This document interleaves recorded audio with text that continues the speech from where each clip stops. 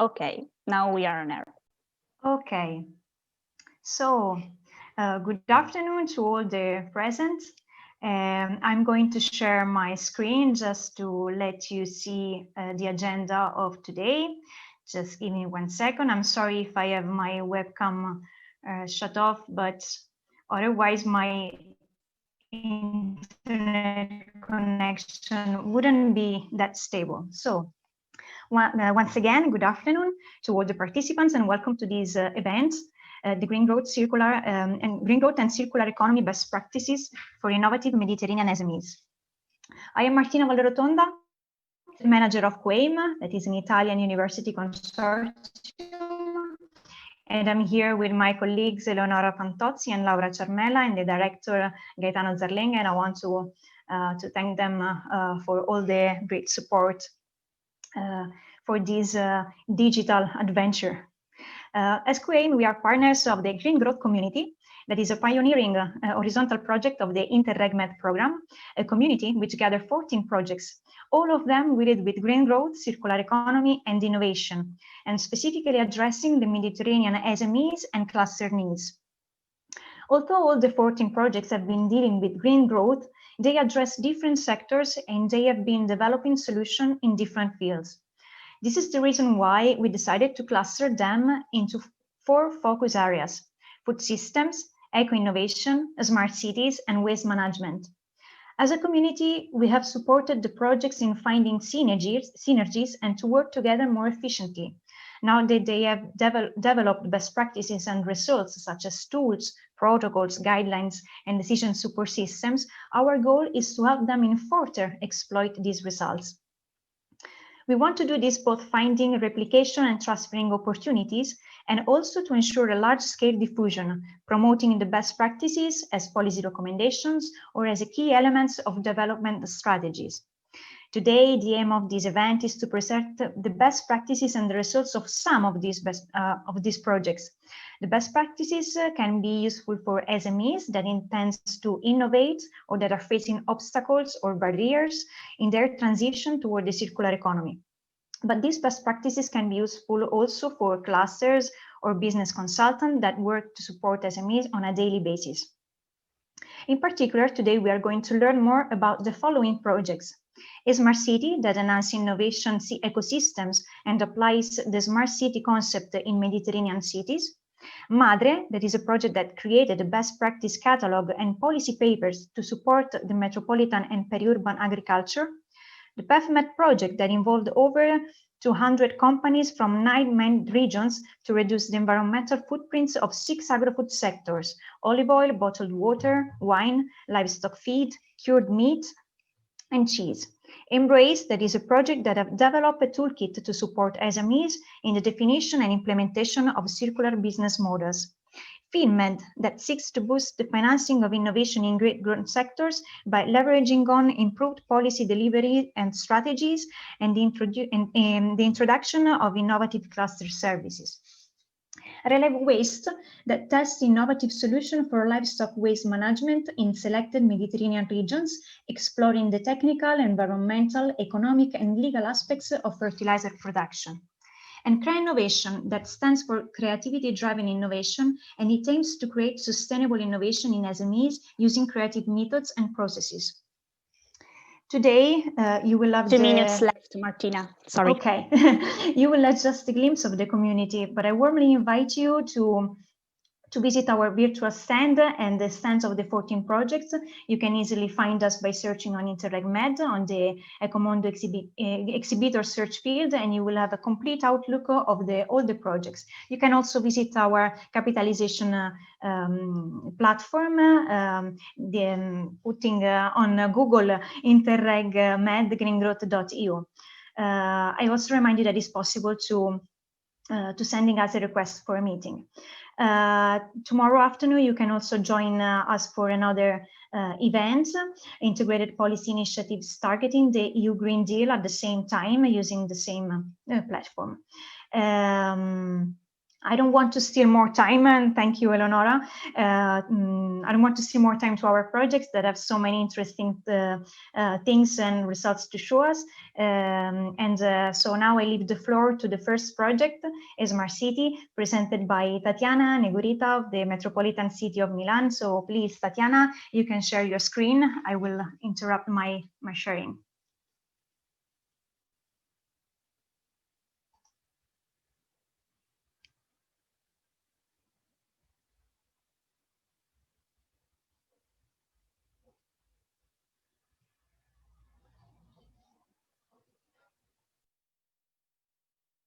You have to activate the audio. Tatiana, you have to, okay, perfect. Now you can hear me? Yes, we can. Okay. So sorry. So good morning to everyone, and thank you very much for having invited us to take part in this initiative. They're very interesting, and thank you very much for all the organization and the efforts in this exhibition. So I'm going to present the ESMARTCITY project on behalf of the ESMARTCITY partnership. The title of the project is Enable Smarter City in the Med Area through Networking. It's a project funded by the Interreg Mediterranean program, and it is composed by 10 partners coming from 6 Mediterranean EU countries, in particular Italy, France, Spain, Portugal, Greece, and Bosnia and Herzegovina. The partnership in particular is composed by 3 different groups: territorial authorities, in particular region Abruzzo, that is the lead partner, the West Greece region, the Metropolitan City of Milan, and the City Development Agency ISTE. The second group is the research institutes. In particular, it is composed by Polytechnic of Milano, Athena Research and Innovation Center, INRI Rhône, Alps Isère. The last group are the Energy Agency, which are Energy Agency of Granada, Energy and the Environment of Arabida, and Cap Energy Aix-en-Provence. The main important objective of the project is to improve the innovation capacities of the Mediterranean cities by creation of innovation ecosystem involving citizen enterprises, research centers, university and public authorities. But also application of smart city concept where digital technology can generate better public services for citizens, better use of resources, and a lower impact on the environment. This target can be reached only by managing more efficient systems integrated in a smart mode, which includes smart metering and additional services. To solve the city challenges, the first step is to involve all the stakeholders in the city, taking in consideration the Quadruple Helix, which is composed by governments, public authorities, university, enterprises, and civil society.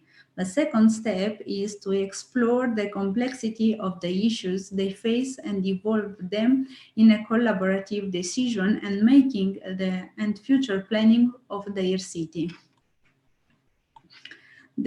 All the activities were implemented thanks to the 9 pilot projects, were put into practice in 9 in different EU cities, focuses on 2 different themes. The first theme is relating to the smart energy efficient buildings, in particular in Italy, Greece and Portugal. The second one is the smarter public lighting in Italy, France, Spain and Bosnia-Herzegovina. The project ESMARTCITY during its activities has provided the proof of the smart city concept through its pilot deployments, utilize the technological ICT infrastructure, which leading to provide specific application and services to the end user and citizen, to sustain the economic growth, to guarantee the higher quality of life, to manage the natural resources, and also to include the participatory governance that is very important. So we can say that after the finishing of the project in July, on July 31, 2020, the consortium has provided the proof of smart city concept aimed at enhancing public administration, citizen enterprises appeal for innovative smart city relevant application and services, offering testing and demonstration of them in 4 cities and 12 towns on both smart building energy applied in 45 buildings with 3,093 officers and 32,384 monthly users, and smart public street lighting covering an illumination area of 60,000 quarter meter and 81 street light points with 15,000 permanent users. The proof of smart city is also aimed to enhancing the territory innovation potential through smart city relevant experimentation and co-creation, developing the potential for startup for entrepreneurship in 98 SMEs in 6 MED countries by proposing them in 10 capacity building pilots learned lesson and acquired technologies as test bed for the new innovative applications and services deployment, development, and challenge to work on a real business case from smart building energy efficiency sector and the most precise and creative solution awarded. And one of the most important documents developed by the project is the Smart City Protocol, which is a driver for the regional and local innovation policy implementation. It is based on a smart city policy recommendation to give to public, local, and regional stakeholders indication on the European Regional Development Fund's action, how the latter can be improved, and in which way. Another important document and the output developed by the partners is the Green Paper. It contains the proposal for policy improvement change in the partner territories' existing policies, strategies, and structures. It also has a recorded and systemized knowledge on the relevant topics as digitalization, open data, and green procurement. It has also a good collection of good practice from smart city implementation and from all the Europe. The recommendations are relevant for the innovation policy change. They were the Green Paper, were translated in local languages of a smart city partnership in order to have a better diffusion for local authorities. The policy recommendations are relevant to valorize the technologies gained during the smart city activities and its pilot's result. They are also important to take in consideration the complementary to recommendation of the Interreg Med growth community. They address to smart cities, smart buildings, smart public lighting, digitalization, open data, green procurement, circular economy, and so on. They are also relevant to the UN Sustainable Development Goals and the European Cohesion Policy Framework. The 9 recommendations were translated in the Smart City partner languages, in particular in Greek, Portuguese, Spanish, Italian, Bosnian, and French. They were published on the social media of the partners, and the target of the recommendation is to involve all the stakeholders and to promote innovation in the Med area to support growth and sustainable development. Let's take a look to the all 9 recommendations. The first one is related to the open platform, in which it's necessary the public authorities should bring all the stakeholders around the same table for opening a strategic dialogue for open infrastructure and data. It's necessary to facilitate the decision-making out of open data and to manage the system as a whole, the silos between application domains, and it is estimated that in that way we can save 1.7 billion for public administration in all the European Union in 2020. And it can also give a good contribution to the employment, because it can create 25,000 of new jobs on the open data between the last 4 years. The second recommendation is green and circular economy. So it's very important that the local and regional authorities should develop regional strategy that are aligned to the new circular economy action plan on the European Green Deal. They should start from the energy, waste and construction sectors. It's necessary to take in consideration the paradigm shift from owning to using. And it can create a potential of 700,000 of new jobs in the European Union. It's also very important for the local economy because it shows supply chains and local consumption. It also can give a contribution to integrate supply chain and support and to industrial symbiosis. The recommendation number 3 is related to the green smart public buildings and smart lighting. The public authorities should use the local funding schemes for investments in smart public buildings and lighting, because they foster the economy recovery and enhance the local innovation system with a payback that is very important for the smart technology in buildings. The adventure will be a potential of 60% of energy saving in the public lights. And all these advantages could enhance the services for the citizens. The recommendation number 4 is related to the digitalization. Digitalization is the key word and the catalyst for the smart city. It's addressed to the challenges for cities' data, privacy, and safety. It should contain an advanced services to citizens from local ecosystem, and can create a bridge the digital divide for rural and isolated areas and islands. It also could improve the economy on the big scale and break the silos between application domains and contribute to the youth that could also create benefits for all the citizens.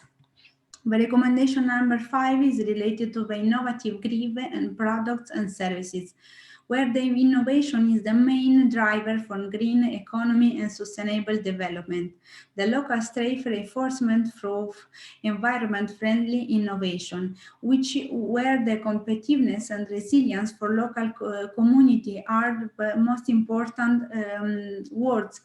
And it could also contribute to a greener Europe, where the resources efficiency throughout the product life cycle. 2 minutes left, Tatiana, sorry. Okay, thank you very much. And the last thing is the public incentives are the key drivers for innovation.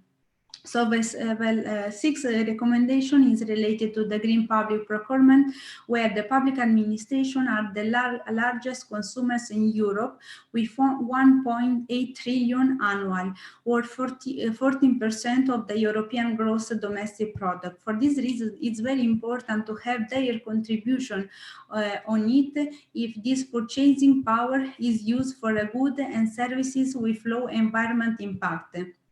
And finally, they should also, the criteria of EU GPP should become compulsory for good and service procurement.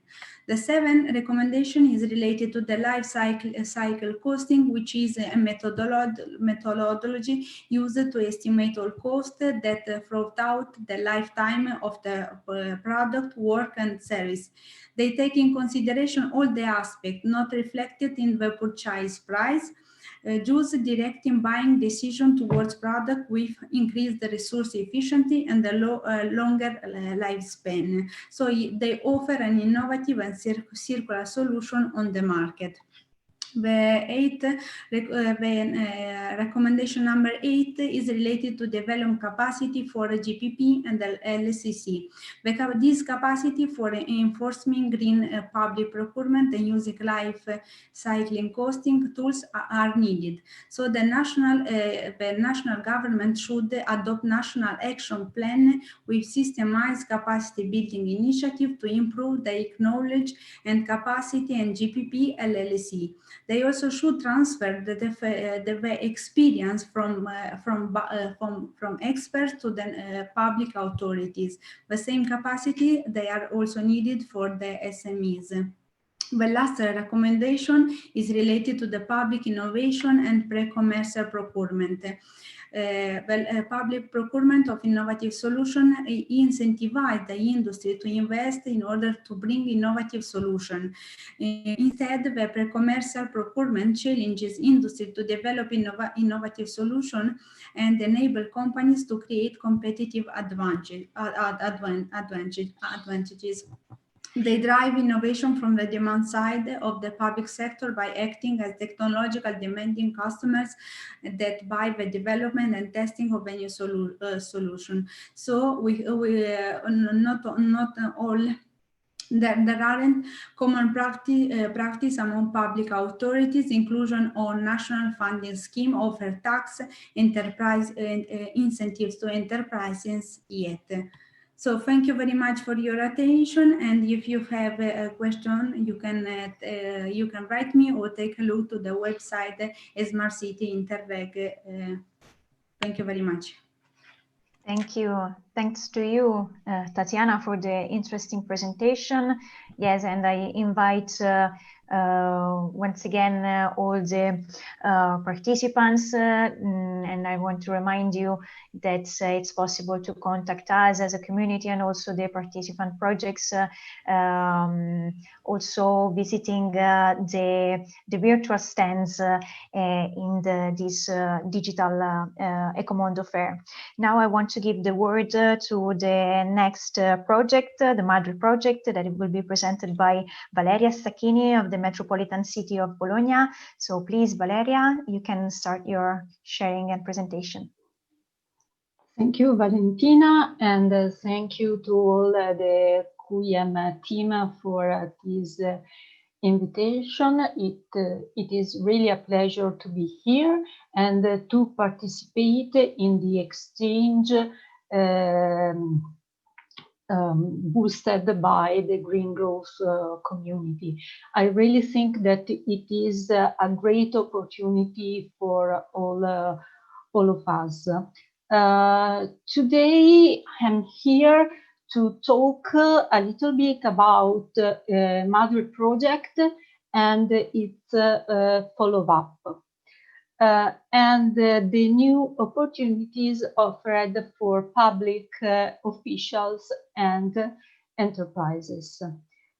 Madre is a capitalization project which addressed metropolitan and peri-urban agriculture, trying to overcome some urban challenge.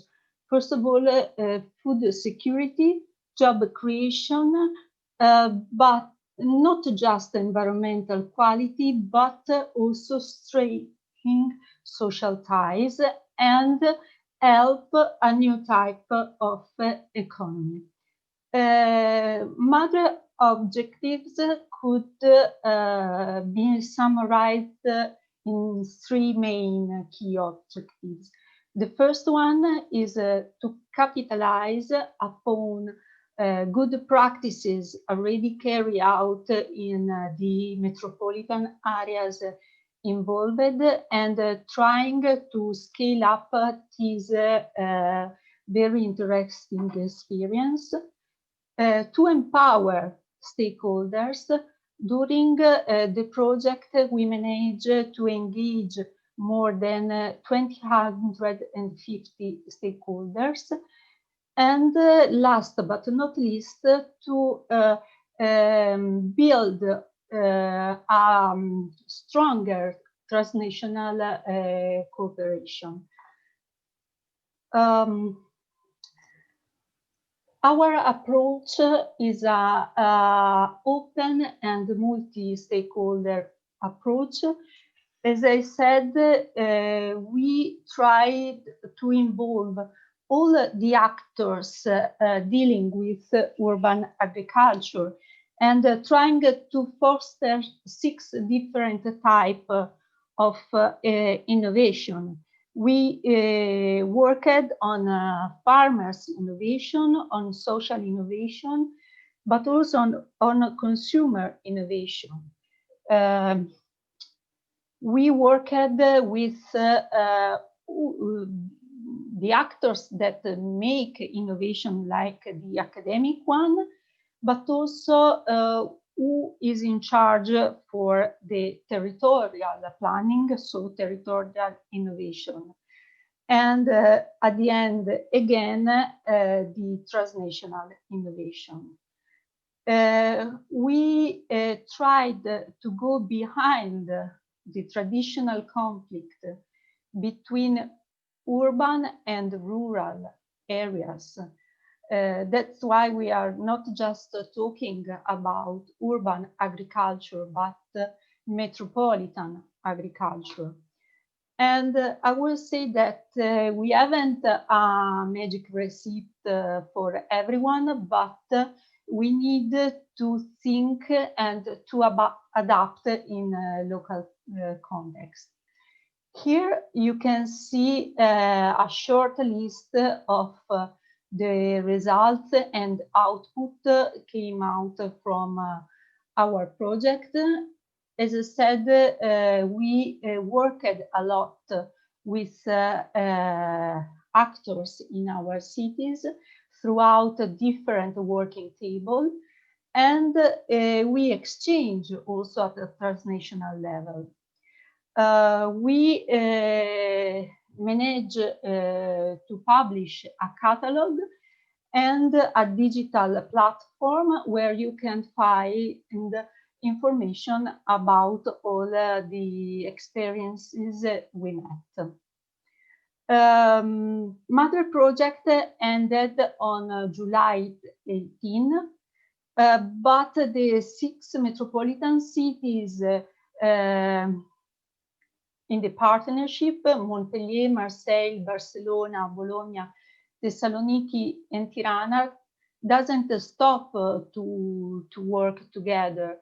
And the exchange is still ongoing in an informal way, but also in a more structural way. So here we are with some follow-ups up, because as I said, networking doesn't stop. The first follow-up, which I would like to present you, is a strategic partnership that Bologna, Marseille, and Barcelona are building up. And we are working together to develop training, vocational training for new enterprises that want to approach metropolitan agriculture. And we wanted to validate these new competences that we believe are really important. And we are working not just targeting the private sector and the people that want to make new businesses on this field, but also public authorities that need to know more about metropolitan agriculture. And we would like to improve synergies among these 2 targets. This is how the project is working. So from one side, there is the public sector with the 3 metropolitan authorities involved and supported from Avitem, which was also the lead partner of Mother project, in engineering this path. On the other hand, there are the vocational training organizations that are working to integrate the competence about urban agriculture in their course. And we have also with us the private sector with Eduscopy that is helping us in the digital engineering. We are expecting to develop two different training. The first one is a vocational training, and as I said, it will be fully integrated in existing curricula. And for this reason, we involved vocational training organization and high school. On the other hand, we are working for micro-learning training for official and technician to integrate, to make urban agriculture a priority in the planning and in policy making. Something more about the path for public administration. The micro-training is organized in 5 modular, and here you can read the topics that will be addressed by each of these modular. Which are the steps? We are finalizing the training setup, and we are starting with the recruiting. And we would like to start to test these courses at the beginning of New Year. The final step will be to make profit from the test, to finalize the training, and to capitalize it all over in Europe. The second follow-up is about economic sector, nature-based enterprise that are fully linked with urban agriculture. Just 10 days ago, the project Connecting Nature, in which we are part, launched a new platform, nature-based enterprise.eu. And this new platform is trying to better make no businesses in this sector, because we notice that often public administration couldn't find providers for this new kind of solutions. So the 2 minutes left, Valeria. Sorry. Okay, thank you very much. The platform is a sort of showcase, an online showcase. It is worldwide. You can search for different suppliers, and the platform is organized in 9 communities actually. One of which is sustainable agriculture, and us as Metropolitan City of Bologna are facilitate this community. The platform is an open platform. I would like to invite you to register and offer different kind of opportunities.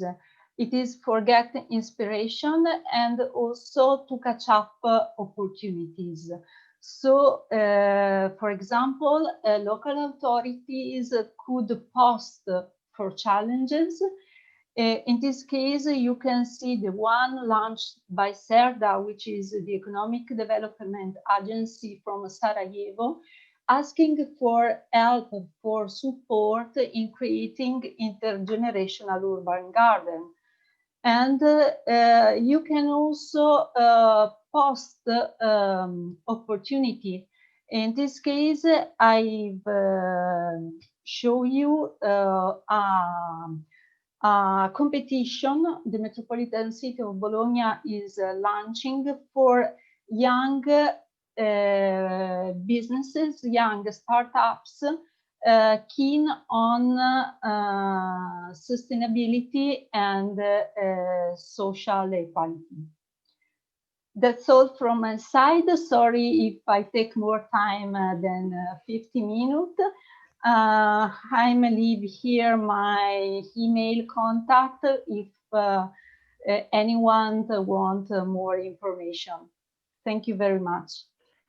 Thank you, Valeria. You have been very precise with the timing, and thank you also for your availability for the question and feedback. And we will see. Unfortunately, we are not able to see directly the chat from here, but we will see if there will be more questions at the end of the event. Now I give leave the floor for the PEFMET project that is presented by Estelle Marin of CRIT and Ricardo Alvarez Muiña of the NVGL. So please, you can share the presentation. Thank you, Martina. Okay, I put the presentation.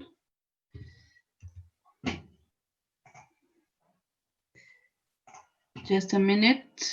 No problem. Okay. Okay, can you see the presentation? Yes, we can see it. Okay. Thank you. So thank you to Martina and Eleonora to invite us to present this big project. So I will try to go faster because I've got only 7 minutes to speak about a part of the PEFMET project. So just a brief presentation of the project. So this project finished last year in July. 9 partners were involved in this project that you can see on the map. There was Italian partner, French partner, Spanish partner, Portuguese, Greece, and Slovenia partners, from federations, economic development agencies, research center, technical center, and others. These partners come from 6 countries that you can see on the map. And we studied with companies in 9 European areas. You can go and see the website of the project if you want. The objectives of this project, the aim objective was to test the applicability of the new European PEF methodology with the final goal of to promote interventions targeted on eco-innovation in order to include the agri-food sector in an ecological approach, to bring the traditional model of agri-food production into an environmental approach, and to support the objectives of the regional orientation schemes linked to innovation in agri-food and industrial production. So in this project, we developed a lot of tools that you can find on the wiki platform here and on the blog too, where you can find videos and articles about the tools and the study that we made. So just to focus on the companies involved in the pilot phase of the project, in general of the whole project, several sectors have been studied. So I'm sorry because it's in French. Mineral waters for France, pork for Spain, olive oil for Spain, Portugal, and France, cheese for Italy, Greece, and Slovenia, wine for Italy, and the feed for Portugal. So in these sectors, minimum two companies have been involved. And for France, 2 companies have been tested in the south of France, in PACA region, and in Rhône-Alpes region too. We studied the environmental impacts of one product with the PEF method, and one socio-economic study presented by Ricardo just after me, plus one analysis of the strategic opportunities. So to focus on concrete, an example of the concrete results we done, just to explain that we used the software, a famous software used in France, which is CIMAPRO, which contained a database which is ecoinnovation 3. 16 indicators have been measured in this study. And you can see on the graph just an example of the study of one small mill in the south of France on olive oil, where we studied a comparison between different agricultural cultivation methods. So you can see on the graph that we studied 3 different ways of cultivation with the 3 different producers of olive. So you can see that depending of the indicators, the impacts are not the same. And with this type of method, we can make some comparison, but we must compare what is comparable. So it's important to be careful with the benchmark between countries or between companies, because it's difficult to compare different data. Another example of the second part of the study we done with this small mill, we compared 2 packaging, a bag-in-box and a glass bottle of olive oil. You can see on the map very quickly that the bag-in-box has a lower impact. It is the dark green than the glass bottle. So it's a little bit strange, but the study permits to conclude this way. 2 minutes left. Sorry, Estelle. Yes. The lessons learned on operational implementation in support of companies are here. So the main difficulties we met in these studies were the harmonization in the data collection, the difficulty to use the reference documents, the difficulty to make benchmark because it's difficult to compare what is not comparable.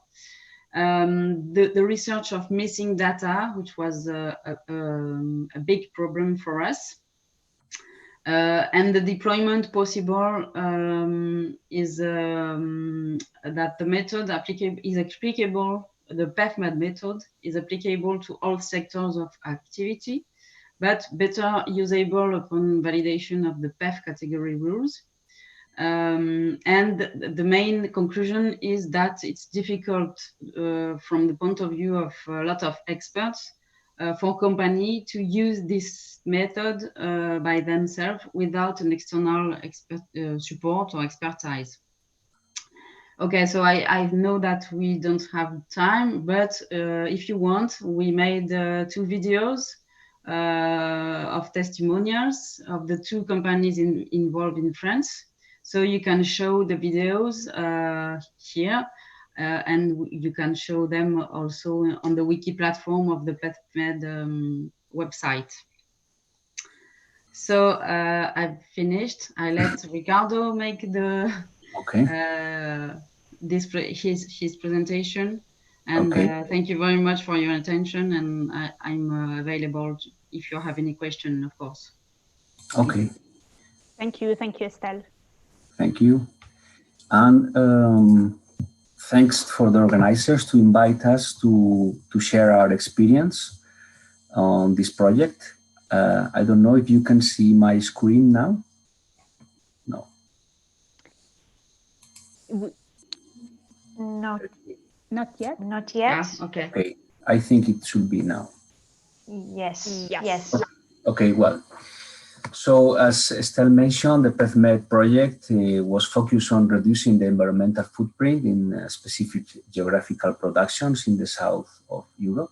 And our part, where we DNBGL were most focused, were on the socioeconomic indicators part, in the so-called SA KPIs, to complement the PEFMED methodology. Very briefly, we are a company that is based originally in Norway. Our head office is in Oslo, and we took part in this project as the part of a certification of our. Well, the project it's already finished, but we are now working with this dissemination part, and it involved 9 partners from 6 countries in the Mediterranean area. Spain, Portugal, France, Italy, Slovenia, Greece also took part on this. There were 9 pilot projects where we focused on this socioeconomic part located on these countries. And the great challenge for us was to, let's say, complement or define a scheme to merge the very well-known PEF, product environmental footprint, with already existing methodologies, with let's say a new issue, which was the social footprint and the product social identity indicators. And this was all a challenge because as far as we know, there was no previous experience on this merge. So we have to create some working group and think how to merge this, because in principle it was not very easy to do this. Finally, we reached with the 14 KPIs.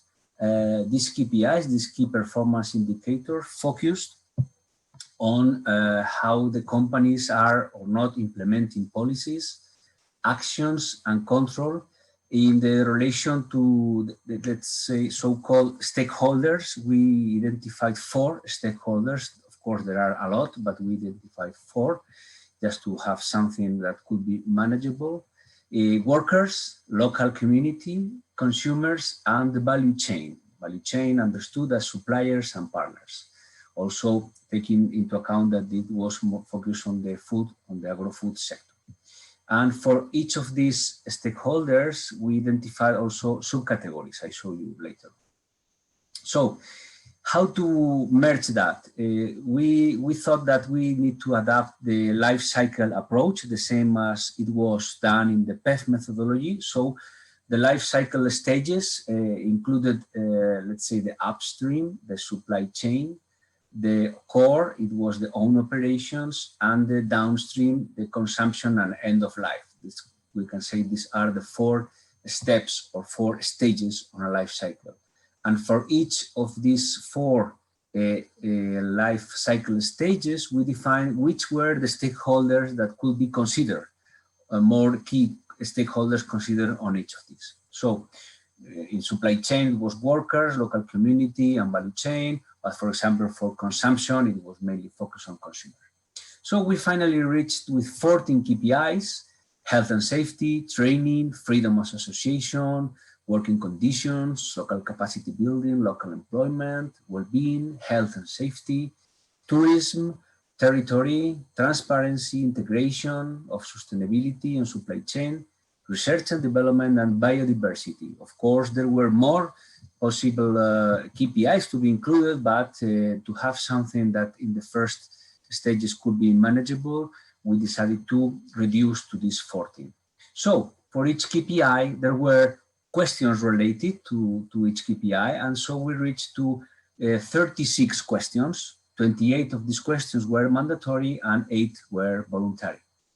So the tool itself, we thought that it was needed to create a tool, a simple and Excel-based tool, to put the results and give some graphic results for the companies. In principle, the users of this was focused for the small, medium enterprises, but not only, also big companies could, why not use it?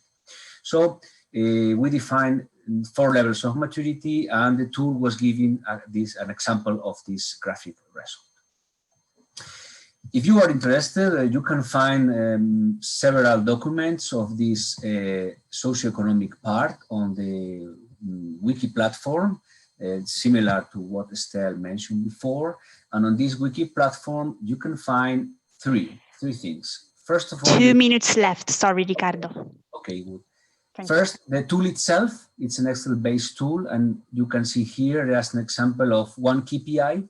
One KPI, number 1, health and safety, with all the questions related, and let's say the scoring, in which part this company is, if there is some or not experience or something or not developed.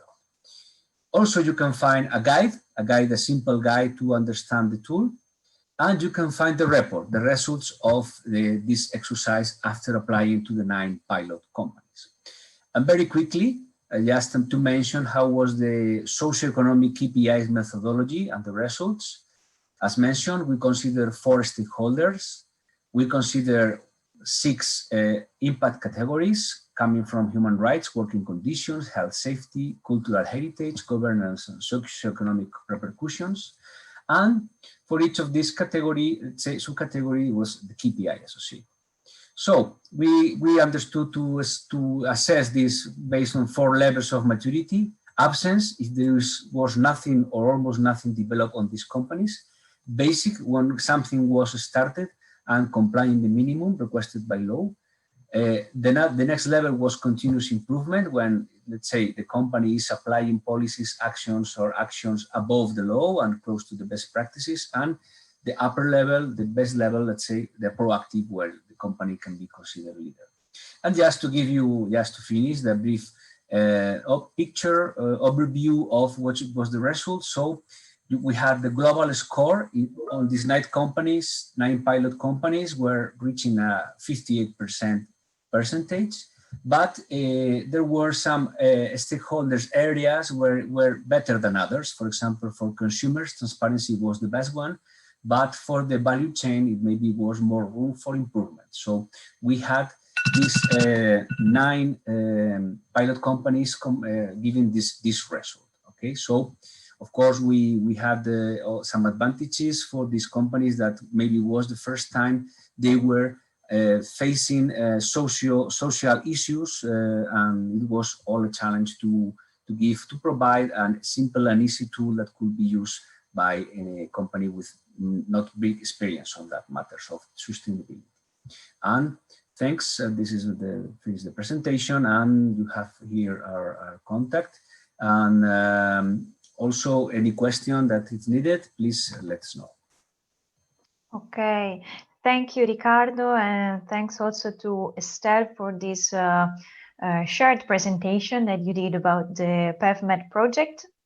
And yes, I remind to all the participants that you can contact the projects using also the digital platform of Ecomundo. You can find also interesting material about the projects on in the virtual stands.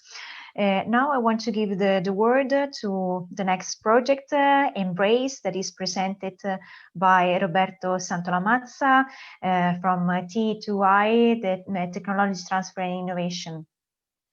Yeah, thank you, Martina. Good morning to all, and thanks for this space. I will try to stay tight on in my time. So let me share my presentation. If Riccardo can stop sharing the desk. Yeah, perfect. Thank you. So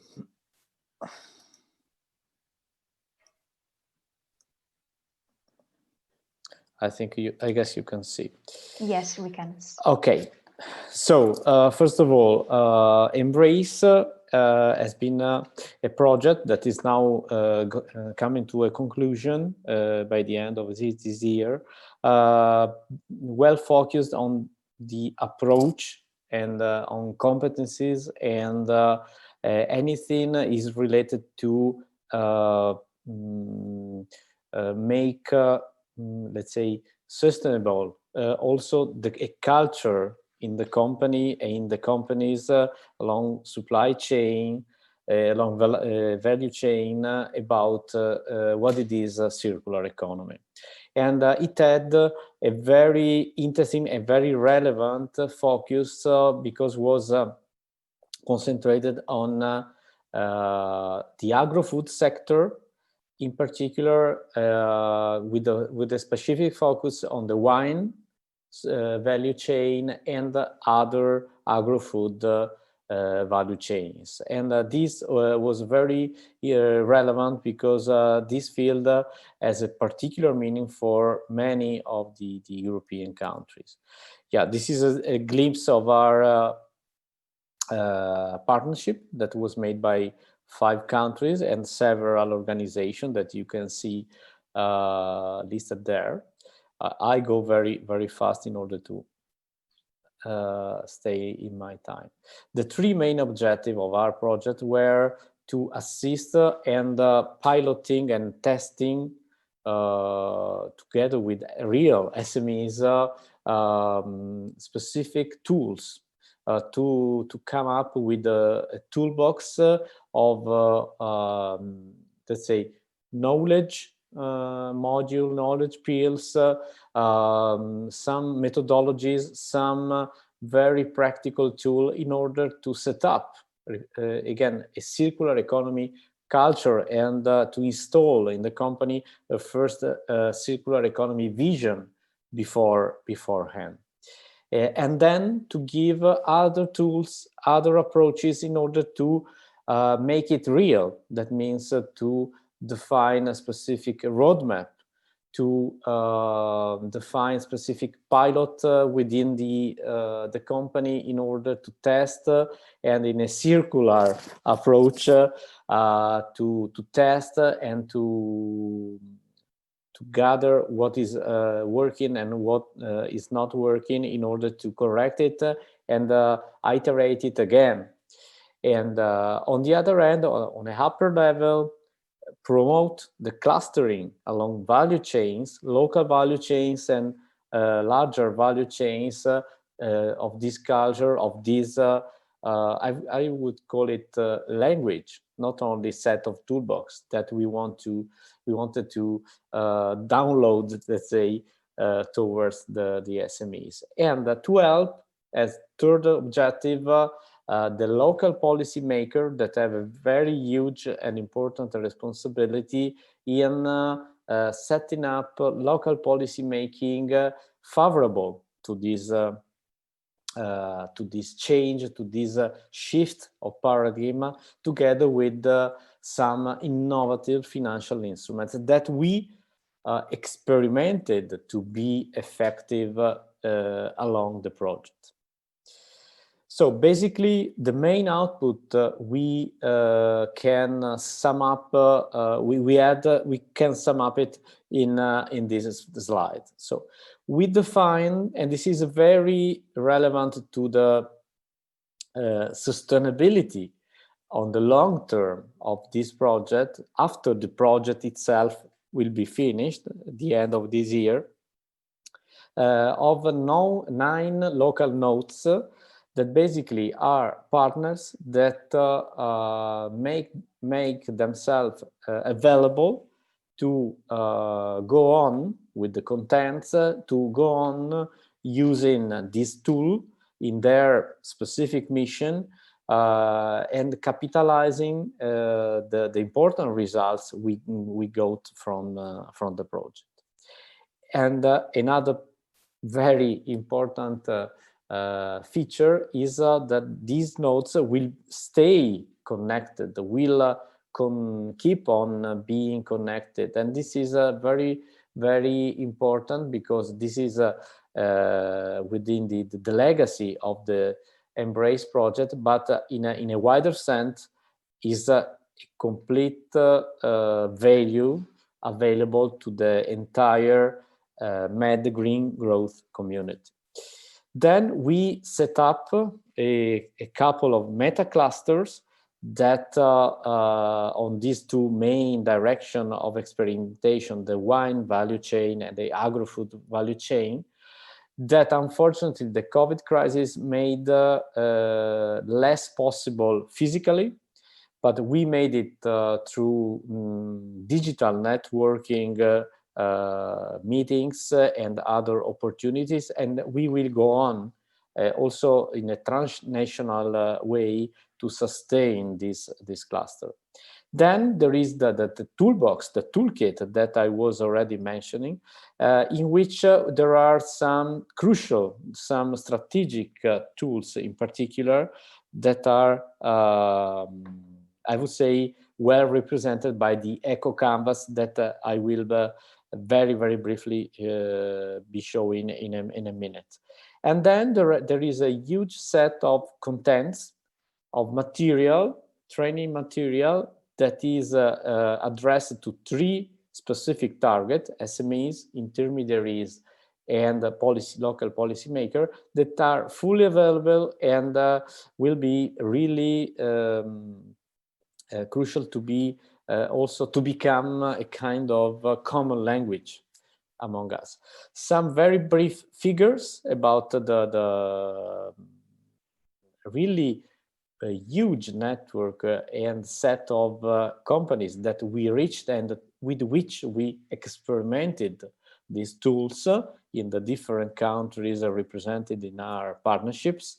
And I don't go through these numbers, you can read yourself, but I mean, the main aspect is that behind this there is a lot of work, a very practical work of exchanges, of visits, of possible interchanges, also digitally supported whenever was not possible anymore to do it physically, in order to test and to use and to have real use cases of these tools.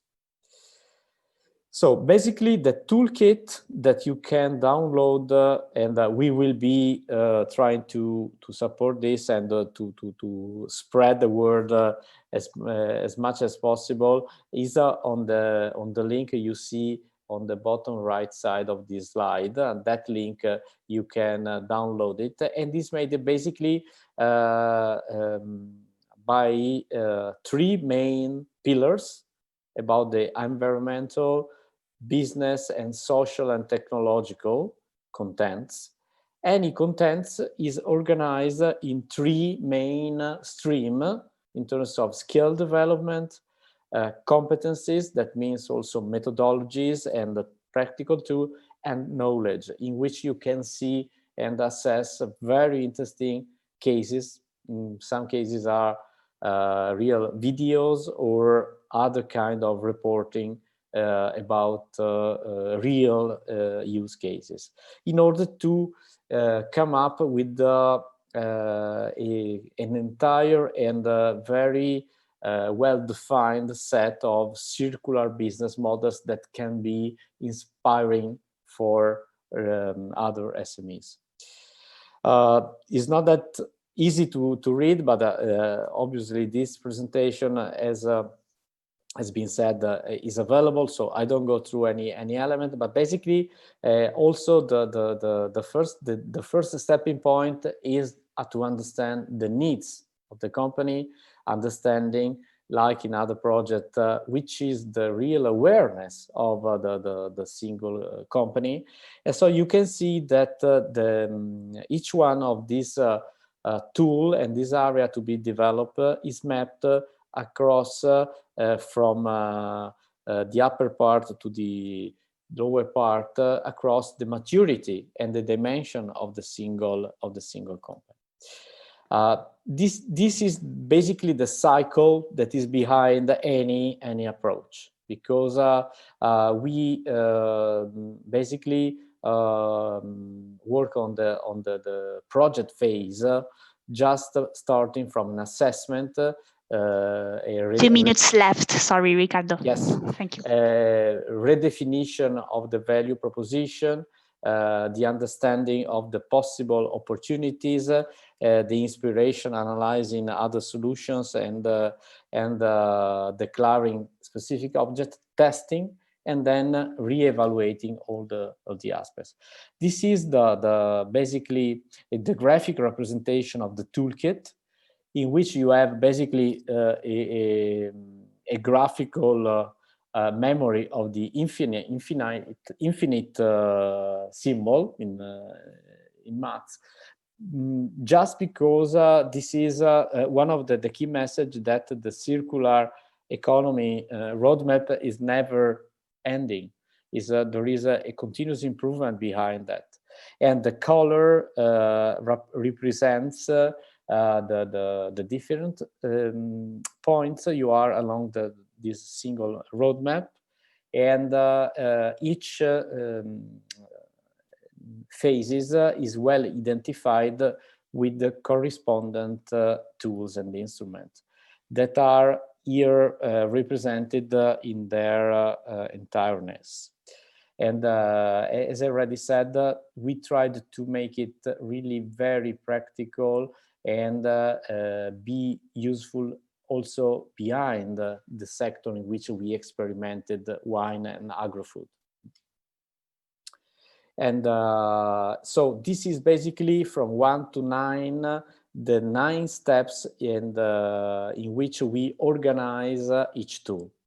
And you can see there are a lot of methods, test, checkbox, and video to have use cases. This is the one of the things we are proud of. We call it Eco Canvas. We started from the business model canvas by Franz Osterwalder, that probably every one of you know. And we put other items related to the circular economy journey, let's say. And this is a very precious, also graphically very easy to understand tool to start up with this evaluation and this project definition. This is quite interesting. So, which are basically the 3 lessons learned that we had from working with more than 200 SMEs in 5 countries, as you saw. Basically, we are in a larger number of cases in a very initial phase, but there are in many cases a lot of conditions or prerequisites that are very favorable to this transformation. So the matter is to have something that helps also to set up a very clear framework, because there are probably some elements but not not reconnected or synthetically joined. Then the second point is about the necessity to invest on skills and competencies also internally. One key message, even though many of us work and are advisor and support organization to companies, they need to develop inner competencies, inner skills on crucial point of the circular economy transformation process. And the third thing is that you need to set up and make really a daily business tool, a common set of methods, way to define indicators, to define tools to set up and monitor this transformation process. And again, the toolkit that is downloadable at that link, we repute can be very precious to support this kind of transformation. Okay, this was my last slide. I think I was just ending my time. Thank you. Thanks a lot, Roberto, for this outlook of Embrace. Now I give the word to the next project, FinMed, that is presented by Elisa Painetti of Piemonte region and Valantis Ketikidis from CERT. Okay, here we are. Good afternoon. I'm trying just to share the screen. Okay, my name is Elisa Painetti. I work for Piemonte region and the Directorate for Environment, Energy and Land Use. I don't know, you can see my screen now? Not yet. Not yet, okay. Okay. Okay. Yes. Okay. Yes. I will give this presentation together with Valantis Ketikidi from CERF from Western Macedonia. That is another FinMed partners. As I was saying, I am the coordinator of this project led by Piemonte region. That is about boosting the financing of innovation in green growth sectors. Together, today I would like to briefly introduce you the project, and then I will focus my presentation on one of the main results achieved during the project implementation. So the objectives, FinMed has the objective to study, test, transfer, and capitalize concrete solutions to sustain the financing of innovation for green sectors, working on two main fields, policies and strategies, public policies and strategies from one side, and innovative services for SMEs as the second work path. The FinMed gather 15 partners from 9 Med countries, and it covers the all Med cooperation areas, so from Portugal to Cyprus, and it is built around 3 building blocks. So the first one is studying, then testing and transferring, and the third building block will be capitalizing. In the partnership, we gather different types of organization, obviously regions and public authorities, as we work on strategies and policies, but we also involve the clusters and business support organizations, as well as universities and knowledge centers. But we, even if not like direct partners, we also involved in our project activities, enterprises, as well as financiers, because speaking about the financing of innovation and how to improve the access to finance for SMEs, we obviously had to involve and engage and raise awareness and of finances, so financial institutions, banks, etc.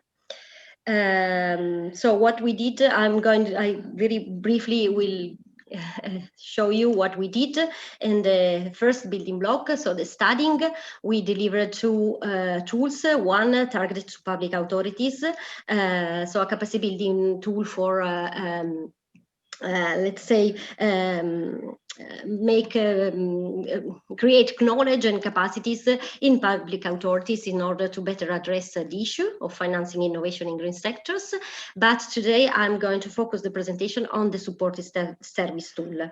This tool is targeted to clusters and business support organizations, but its beneficiaries are SMEs working in green sectors, and its aim is to support these cluster and business support organization in offering strategic and operational advice for SMEs that want to obtain financing for their innovative projects and investments.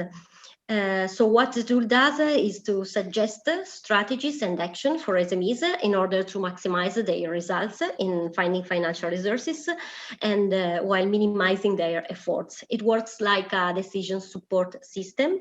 So there is a diagnostic part as well as it can be used as a simulation for possible future scenarios. So it is there is a virtual interface online, available online upon registration, accompanied by a user handbooks that concretely explain section by sections how this tool works. It contains 60 questions that cover 7 main sections of activities of the SMEs, so R&D and innovation, communication and positioning, commitment towards green growth, financial assessment, market and internationalization, management and human resources, as well as enabling assets like intangible assets and so on. So it takes 60 minutes. So the clusters representative of the business support organization. Sorry, when I speak about business support organization in the framework of FinMed project, I mean Chamber of Commerce, innovation centers, innovation agency, business agency. So all the intermediary actors that are that have the mission to support SMEs. So what is the restitution from the use of this tool is a feedback report. It is composed of two parts: a benchmark analysis that compare the situation and performance of the SMEs analyzed towards a benchmark that there is a database behind the tool, obviously, and a logical engine that make this benchmark analysis. And toward this spider charts, the SMEs can see the situations in this and the performance related to this section. And the second part of the feedback reports contains highlights, concrete highlights, decision support highlights, in order to support the SMEs in understanding which is the financial instrument more suited to their situation and to their investment project. This tool has been studied and elaborated by FinMed partners, but then has been tested and transferred. And for doing the testing, all the partnership launched a call for expression of interest.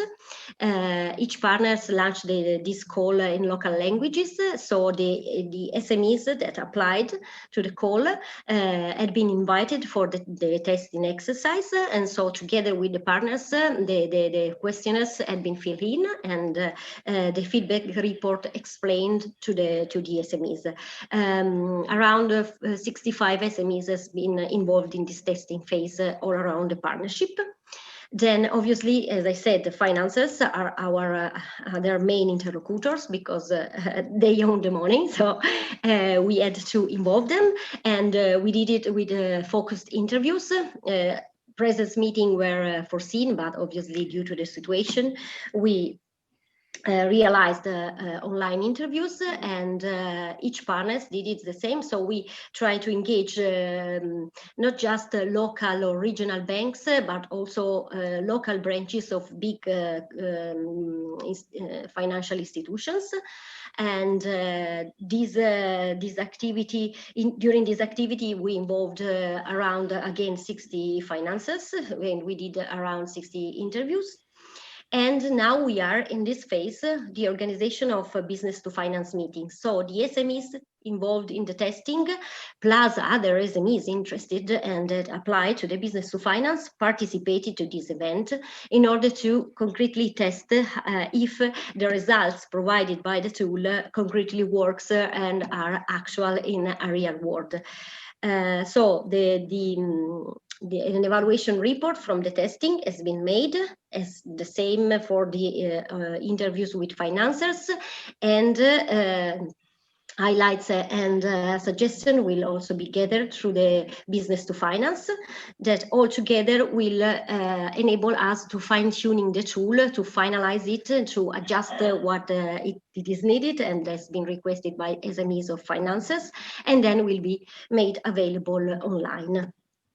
Then in the last year, so in 2021, we are going to capitalize the results of our projects, and especially regarding this field of activity towards clusters and business support organization. We already gathered some first key messages that will be used in the capitalization process.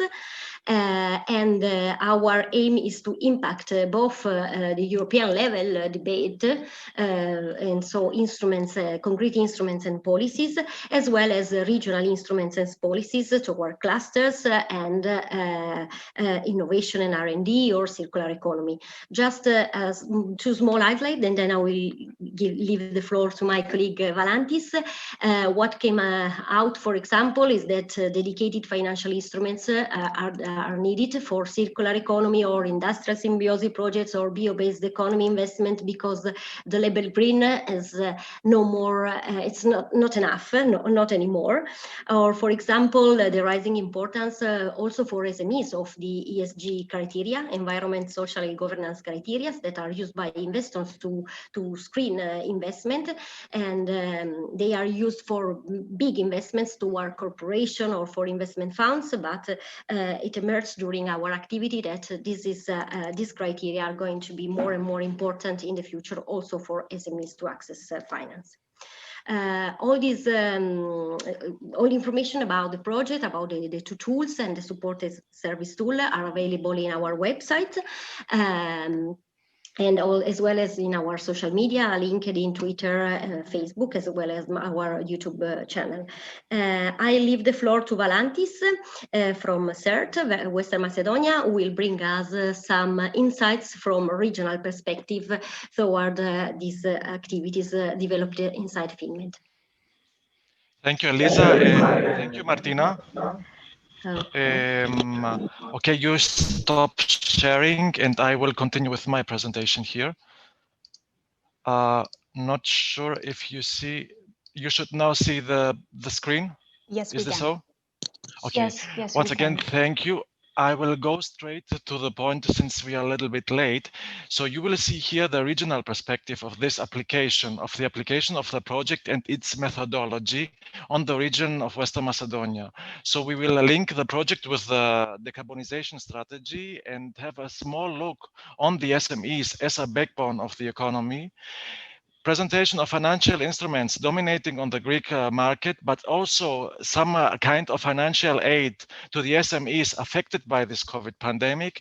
And last but not least, some insights when testing this service support tool. So this is a region here which is dominated by the power generation, but the power generation is coming from brown coal.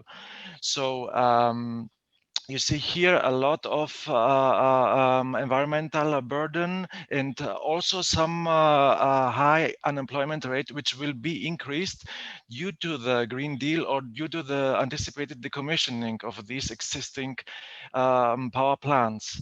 So what is good? It's that it is beneficial for the public health and for the environment and the climate to have this decommissioning, but there's also a challenge to the local society and the regional economy. So in order to cope with, there are some financial tools, either on a national or regional level, as the Regional Development Fund of Western Macedonia, or the Hellenic Just Transition Fund, which are dealing with either projects or SMEs, but also the Green Fund, which is operated on a national level. Apart from these financial tools, there must be something more in order to be more focused on the SMEs. So what is so special about the SMEs? As said, the SMEs, they account for a major part of the economic growth and employment in Europe, but not only Europe, especially on a national level.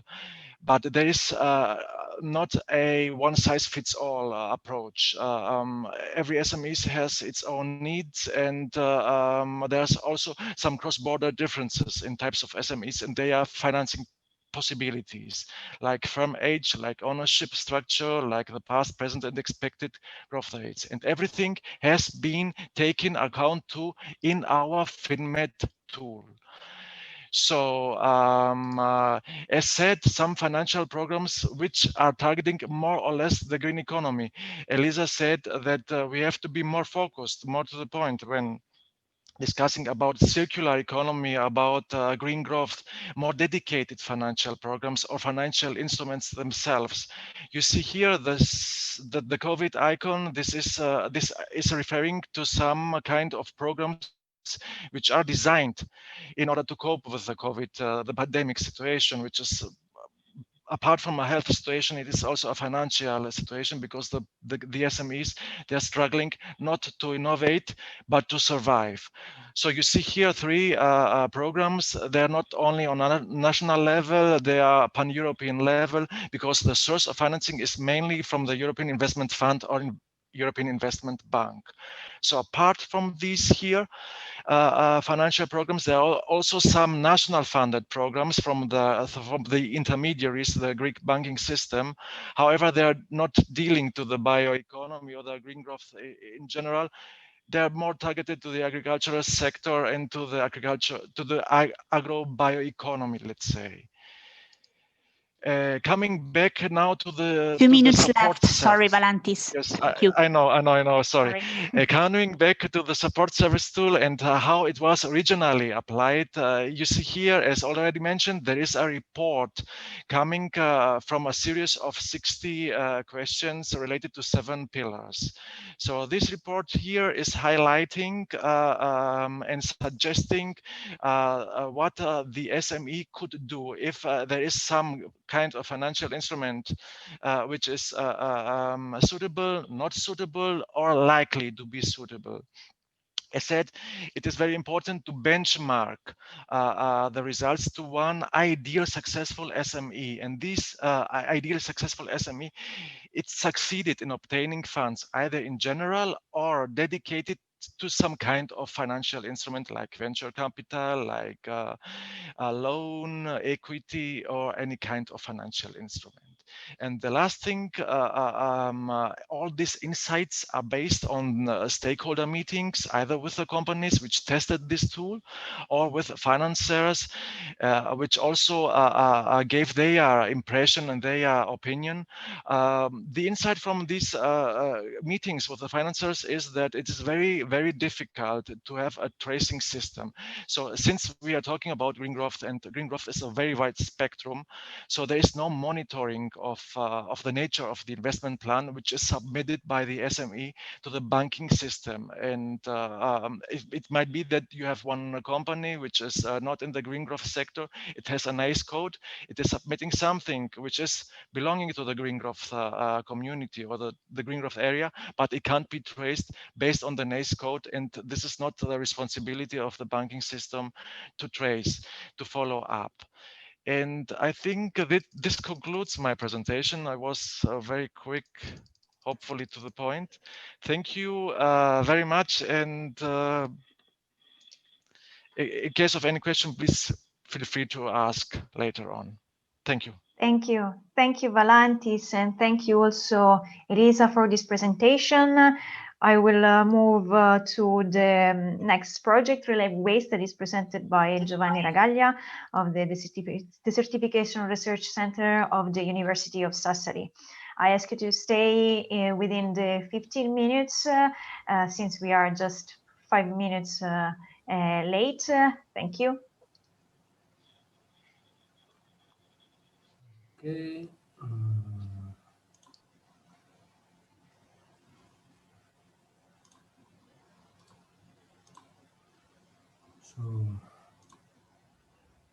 Are you going to share the presentation, Giovanni, or okay, we will see it. My screen? Yes. Okay, perfect. Okay. Hello, everybody. My name is Giovanni Ragaglia, and I work at the Desertification Research Center of University of Sassari. I want to introduce today the Relay Waste project. The general objective of the project is to stimulate the innovation process among public institutions and private companies to improve the management of waste from intensive livestock farming by facilitating cooperation between research, business, public authorities, and civil society. The project contributes to solve the concrete problem, livestock waste management. The livestock waste resulting from intensive farming, in particular from bovine and swine sector, if it's not properly managed, is an important source of water and soil pollution. It also represents an economic challenge for farmers. The question we ask ourselves while writing the project were, can livestock waste become a resource from livestock sector?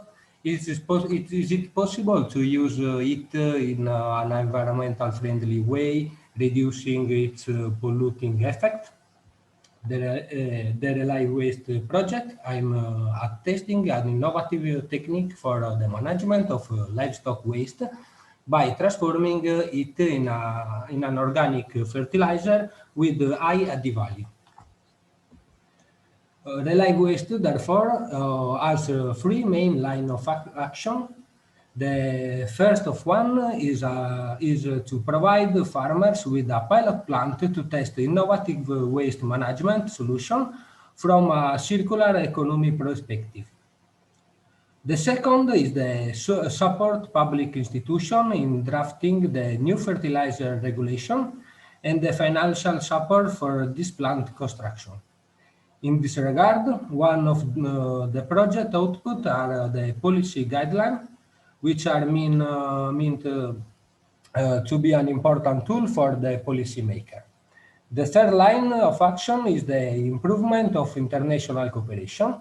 Waste management is a complex problem which needs to be a tackle of European level. Some figure to understand how important is livestock waste management in the European level.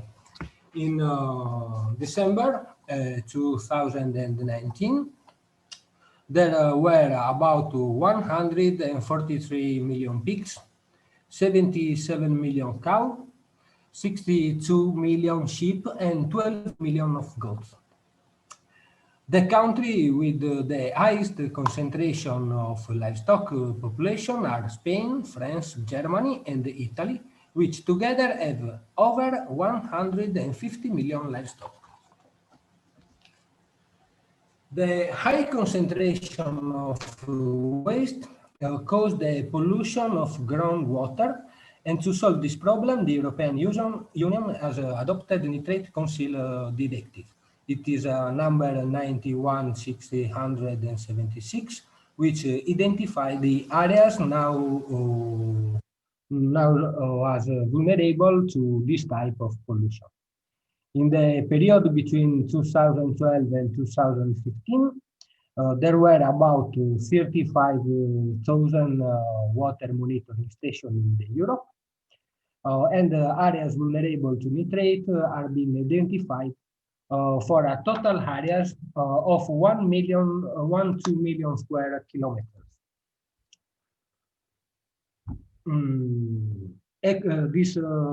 This value is equal to 61% of usable agricultural area. As already mentioned, the livestock waste management is a problem which is complex and common to different countries. That is why the Relay Waste project encompasses 4 countries: Italy, Spain, Cyprus, and Bosnia and Herzegovina, and merge different expertises and know-how. In fact, among the 10 partners and 3 associated partners, there are public institutions like university, minister and development agency, and private actors like as small and medium enterprises, non-governmental organization, and farmers union.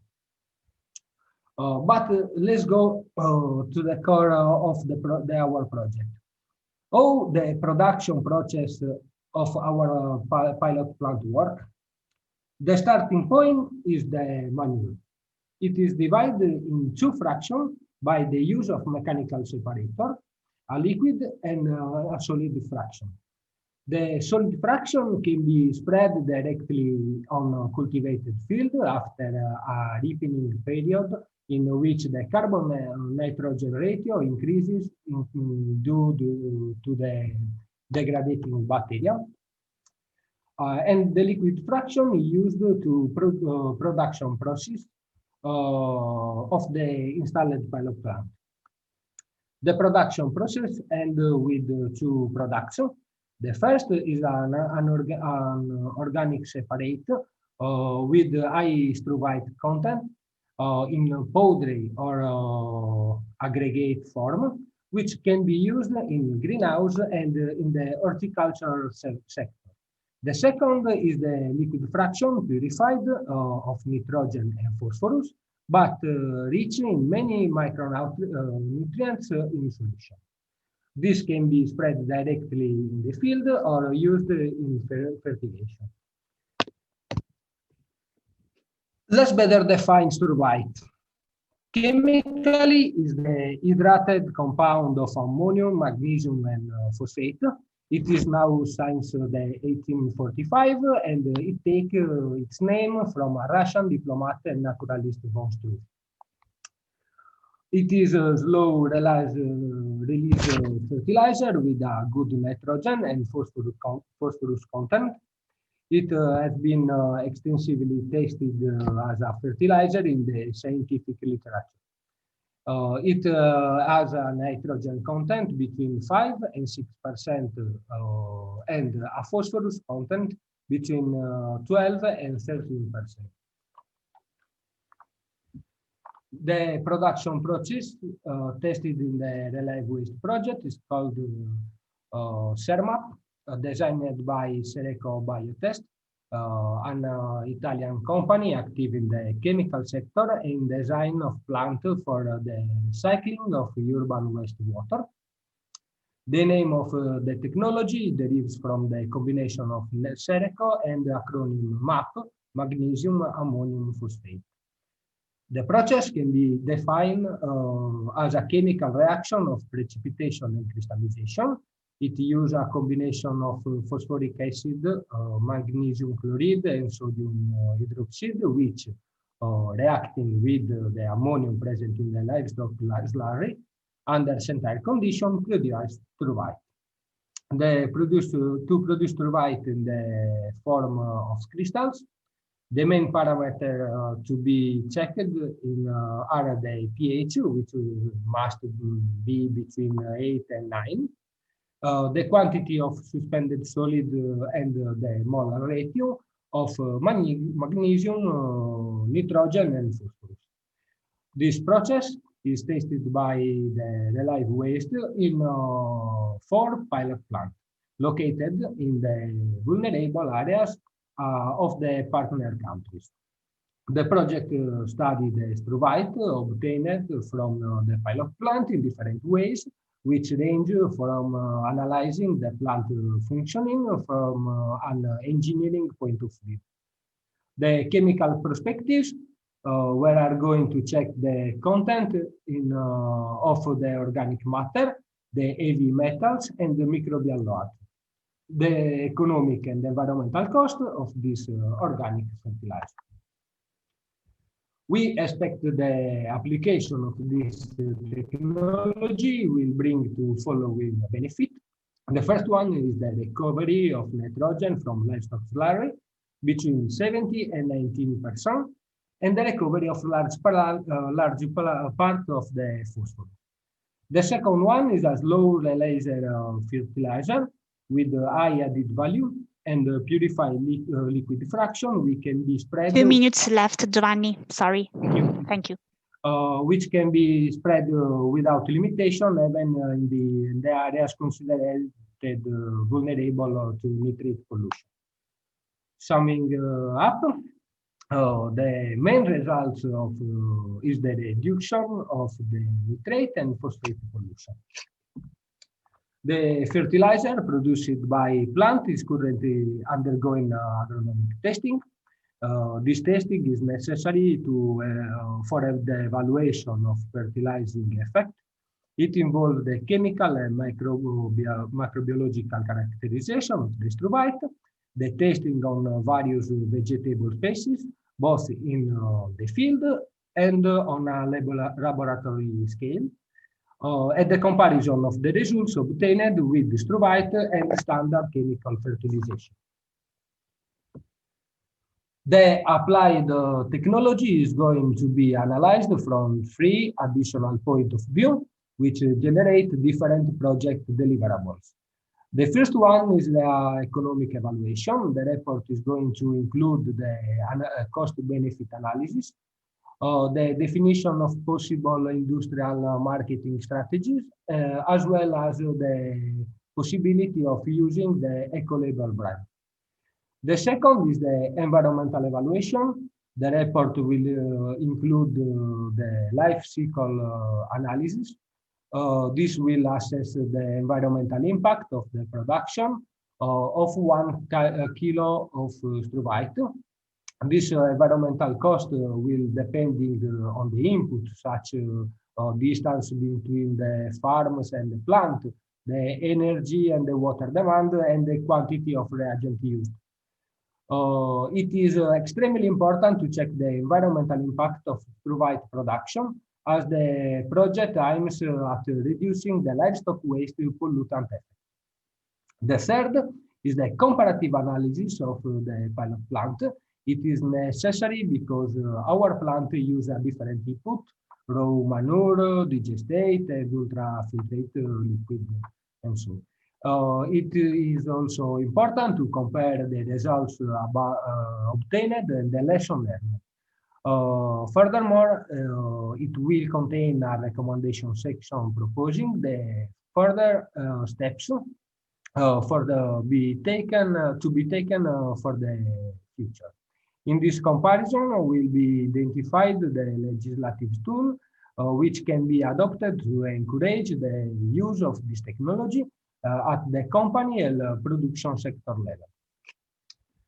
Thank you for kind attention. I take this opportunity to invite you to follow us through our website and the social media page. Thank you so much. Thank you, Giovanni. Thanks a lot for this presentation of relay waste.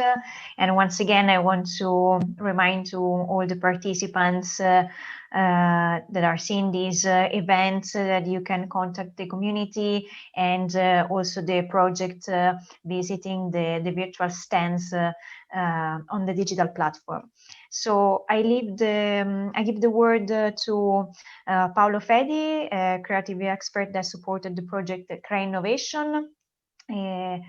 Please, Paolo, you have already shared. We already can see your screen. Thank you. Yes. Good evening. Thanks for being invited to share this experience. And this is a short journey to discover the potential and results deriving from the stimulation of the creativity ability of people and work groups. We will talk about the creative approach to sustainable innovation. As a matter of fact, it's widely proven that it's possible to innovate in a sustainable way, to improve one's creativity capacity, to increase creativity capacity of companies, and to innovate continually with method. Let's start with some statements. We are all creative, some more and some less. We all have a more or less a new idea. But as Chartier said, nothing is more dangerous than a new idea when it's the only one you have. So we need to develop the ability to generate more ideas to increase the other chance of finding the most effective ones. So really, we need to be more creative.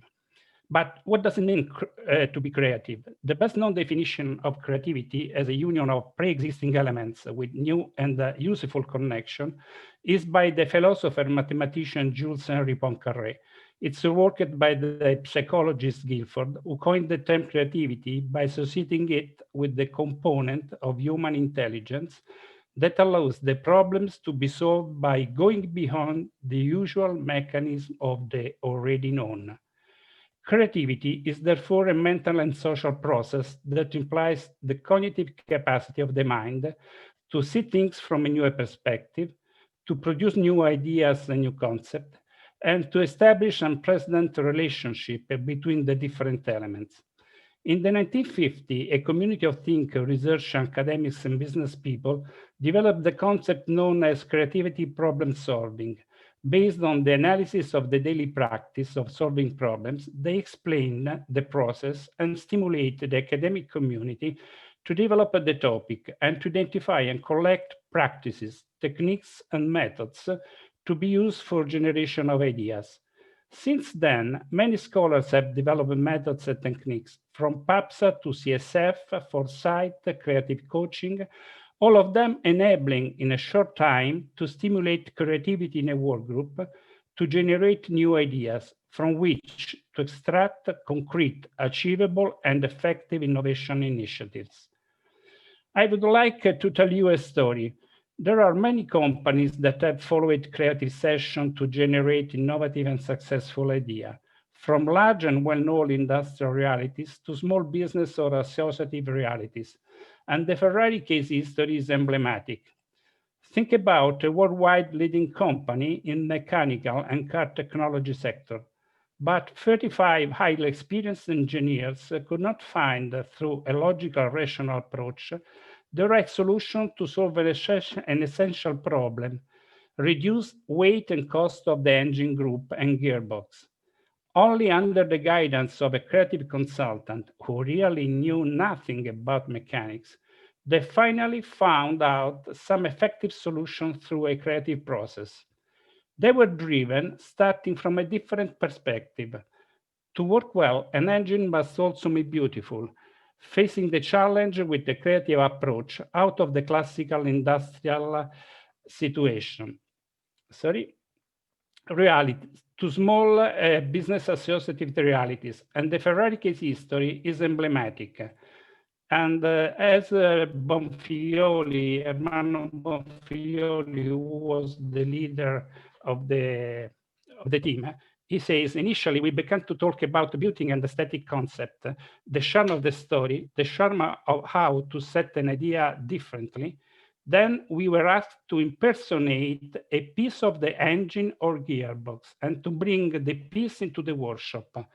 The engineers who did not have the CAD with them had to stand in front of a wall using felt tip pens and generate ideas. The experience lived along the way confirmed the initial intuition. Ideas and solutions were produced that had not yet been taken into consideration. With regard to the reduction of the weight, a reduction of about 1 kilo was obtained from 5 parts. But above all, and this is the most important point, they have reduced the weight without increasing the cost. On just as many details, only the cost has been reduced. And the series of ideas have implemented in a short term, while others have been carried out in subsequent projects because they are too invasive to be included in the product use. There are different techniques to stimulate people's creativity ability to make them move away from the everyday ego, which is basically descriptive and objective, and take them on a temporary journey towards the creative, interpretative, subjective, participatory self. To make people wear glasses different from usual, glasses that allows you to see things differently, enhancing opportunities or potential not normally perceived. For example, the Sabbateer, which stimulates participants to imagine that they can take a sabbatical year and realize their dream, a way of starting to abstract themselves from the everyday reality and traveling with imagination without limits of time, place, or money. Or the superhero, that's a departure from the daily ego and the projection into the positive imagination, where everything is possible and where limits and barriers are overcome. There are over 150 techniques that can be used during creative sessions to solve problems or stimulate their identification of opportunities. They have been developed over the years by consultants or training center on creativity and problem solving. In the axis, they move from conscious to unconscious and from real to imaginary, placing the techniques in a quadrant, the conscious and unconscious, the fiction and the reality. We can define the rational ones that integrate reality and conscious, the combinatory techniques that associate consciousness with fiction, the analogical techniques that combine the unconscious with the reality, and the projective ones that combine unconscious with imaginary. We talk about creative techniques, but what about the creative process? The creative process to generate new ideas develops through 4 phases. The first one is the analysis of the problem or the opportunity. The second is the divergence, is the one which the group is asked to generate ideas. The third one is the convergence that let the idea be unified towards a final solution. And the last one is the one of generating the business idea that consolidate the ideas in achievable innovation. During the first phase of work, the group is called to focus attention on the real 2 minutes problem. left. Yes, Thank you. So what's the problem and what are the causes? There are a lot of techniques that can be used in these phases. The second one is the divergent one, and also you can use the rational, associative, projective, or analogical techniques. The fourth one is the one who converges to the business ideas. In the Innovation Project, we apply to these phases at the beginning and the end two sessions with using the CSET model. That is a model to evaluate with a self-assessment of the company, the sustainability of the company, both for the whole company and for the project. So it comes out with a diagram to show what is the sustainability of the company. Which are the laboratories for creativity sustainable innovation? Are places designed and dedicated to host the creativity workshops. So one main room and some small group, 3 mobile walls on which attach sheets and documents, flip chart, and object for cognitive stimuli that can be used during a creative approach. The Innovation Project started in 2018, and among the objective of the project was the field of experimentation of creative process to help SMEs in 9 participating countries to generate new sustainable business solutions. These were creativity meetings lasting an average of 1 day. In these creativity meetings, under the guidance of creativity experts for innovation, the people of the small medium enterprises are driven to find out innovative and sustainable answers to their problem and challenge. We are now on the last phases where we are trying to develop a business model to set up creative laboratories in each country. The project involved 95 small medium enterprises in 9 European countries and delivered 52 local creative workshops led by 16 experts and 3 transnational creative workshops involving 9 small medium enterprises to generate really 9 co-business ideas. The numbers you see confirm the validity of the approach that generate 26 product improvements and 94 sustainable innovation during just a guided creativity day. So finally, the creativity innovation needs more forms of courage, each of which must be embodied by an organizational entity that takes the responsibility for it. Other forms of courage are to break the reassuring patterns, both own and of others, that have produced success in the past, to find the strength to put change into practice by example, let's say prototyping, and to allow mistakes by allowing the people involved in innovative process to make mistakes, observe them, and building on this. Thanks for listening. Thank you, Paolo, for this presentation of CRE Innovation. It's a project that is not usual to see about creativity. It's very interesting, as well as been very interesting also all the other presentations of the projects that we have seen today. So I want to thank you once again. Thanks to all the speakers and the projects for the very interesting findings and results that you have showed us. I'm just very quickly going to share once again my screen, because there are just a few reminders. Do not forget to visit the virtual stands of both the Green Growth Community, but also the stands of the projects, the web pages that you can find on the Ecomondo platform. Once again, you can very easily find all the projects just by putting on the search field Interreg Med. and you will find the list of all the projects. You can also discover more about the community, our capitalization outcomes, and once again, all the fact sheets and results of the projects also through the Green Growth Capitalization platform, interregmedgreengrowth.eu. And tomorrow we will have another event the same time at 3 p.m. Called Integrated Policy Initiatives Targeting the EU Green Deal. We will have the opportunity to learn a lot by many speakers of international relevance that will give us their perspectives about the policy and the tools that are needed to support the transition in the framework of the new European Green Deal. And we will also have the chance to know more about the community as a whole. And last but not least, if you wish, you can register for the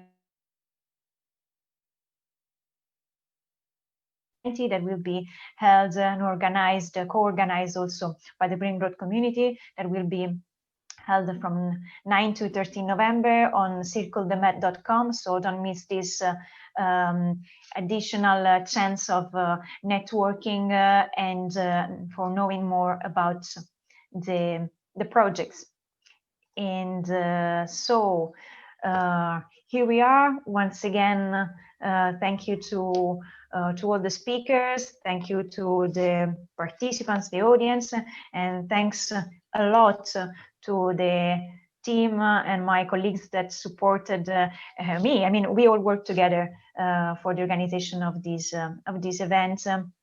And our participation in the fair in general. So just a very brief